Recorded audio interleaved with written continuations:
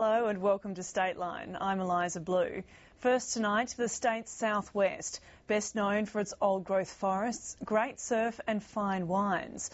But how do oil exploration, coal mining and an alumina refinery fit with the clean green image that's sold to the world? Residents in different southwest locations are up in arms, saying there's no place for the mining industry in the tourism hotspot. But the state government is adamant that the two industries can coexist. From the southwest, here's Jake Sturmer. Whatever happened to the real Australia? The Australia where the trees weren't part of a landscaping design, where the only things colouring the water were fish, where it was harder to find a noisy spot than a quiet one. Well, I got news for you. The real Australia is still here.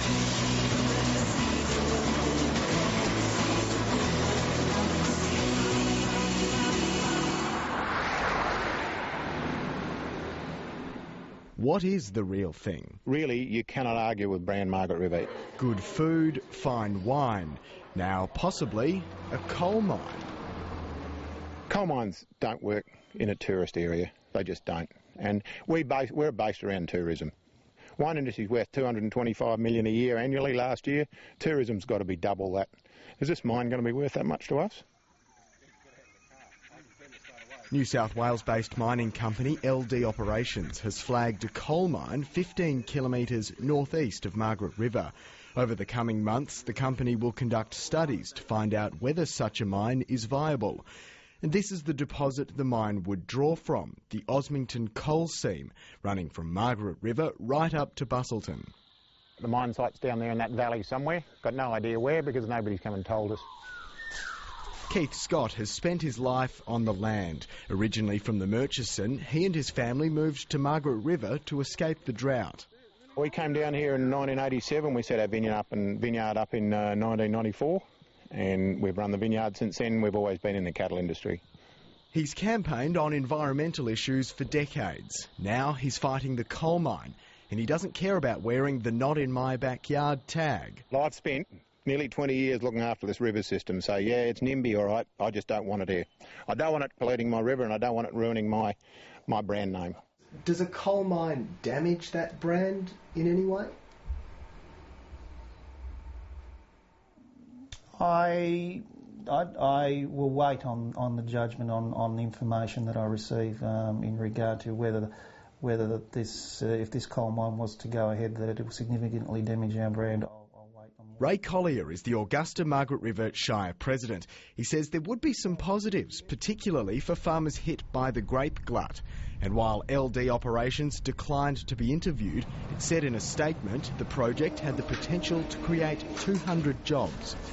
We do need to have new industries coming in that can provide jobs for people in other industries that are struggling.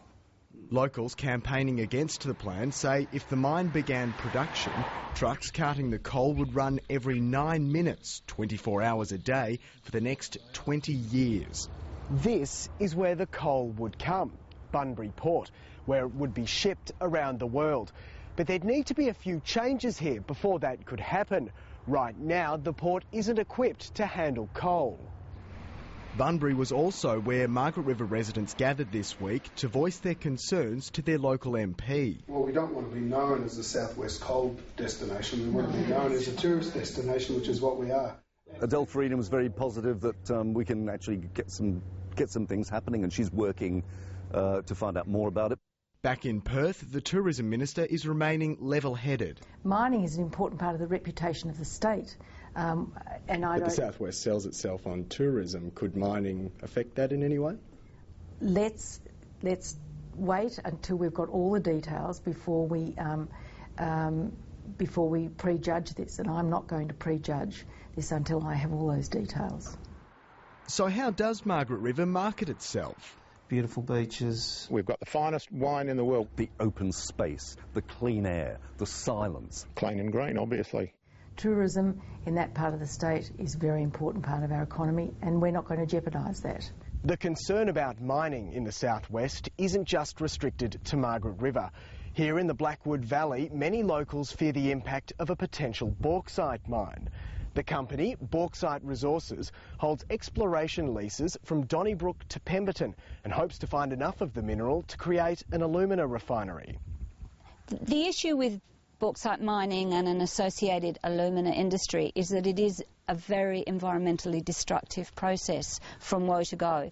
Former Greens MP Chrissy Sharp chaired an inquiry into Alcoa's Wagerup alumina refinery.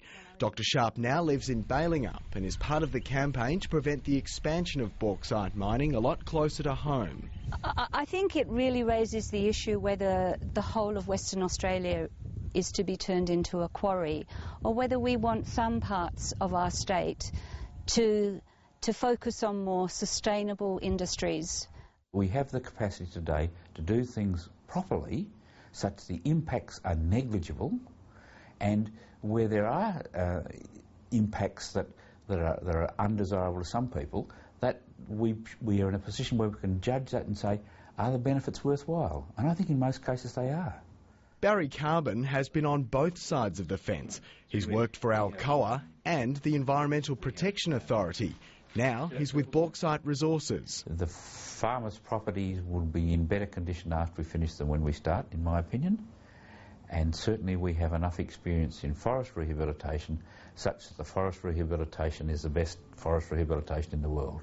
But the resources industry's interest in the southwest doesn't end with coal and bauxite. Earlier this year, the federal government approved an area off the coast for oil exploration. Do we want the whole of this state to, in fact, be open to extractive industries, or do we want sustainable areas like the southwest? There is an appropriate location for niche developments, provided they're done properly and provided they're not in a way which gives you adverse impact on other things. Why not? So, can the resources and tourism industries coexist? Liz Constable cites the controversial gas precinct planned for a site near Broome as an example of the two industries working together. People in Broome are satisfied that the leisure tourism industry will not be impacted to any great measure by that particular major project in the north. While that's news to some tourism operators in Broome, back down in Margaret River, concerned locals are just looking for answers. They'll meet representatives from LD operations for the first time over the next fortnight. It's been up to us to get in touch with them. I think they were trying to slip it through slightly unnoticed until it was too late. It's almost too late now. We've really got to get busy. As the sun sets in the southwest, the Scott family is gearing up for a fight which could last years. Well, bring it on. We're ready for a fight. The real Australia is still here.